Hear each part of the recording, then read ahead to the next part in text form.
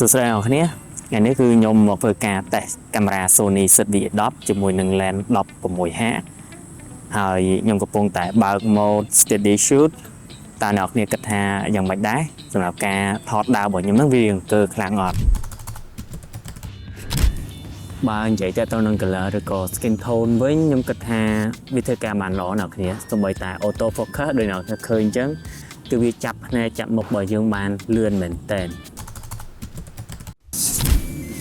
ហើយមួយទៀតតើតើនឹងចំណុចដែលខ្ញុំចូលចិត្តបំផុតនៅលើកាមេរ៉ាមួយនេះគឺតើតើនឹង product showcase អញ្ចឹងរាល់ពេលដែលខ្ញុំលើក product ណាមួយនៅខាងមុខគឺវាចាប់បានលឿនមែនតើអញ្ចឹងដូចអ្នកឃើញហ្នឹងវាផ្លាស់ប្ដូរពីមុខខ្ញុំមកកាន់ទូរស័ព្ទដៃគឺលឿនមែនតើអ្នកគ្នាអញ្ចឹងសម្រាប់កាមេរ៉ាមួយនេះបើសិនអ្នកគ្នាជាអ្នក blogger ឬក៏អ្នកដែលជាអ្នកថតផលិតផល review ផលិតផលហ្នឹងខ្ញុំគិតថាប្រើកាមេរ៉ាមួយនេះគឺវាងាយស្រួលមែនតើរាល់ពេលដែលយើងលើកអញ្ចឹងដូចអ្នកគ្នាឃើញអញ្ចឹង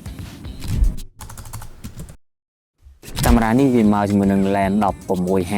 ទោះបីជាវាមាន lens 16H អាច zoom ឆ្ងាយហើយ aperture វាធំក៏ប៉ុន្មានក៏ប៉ុន្តែ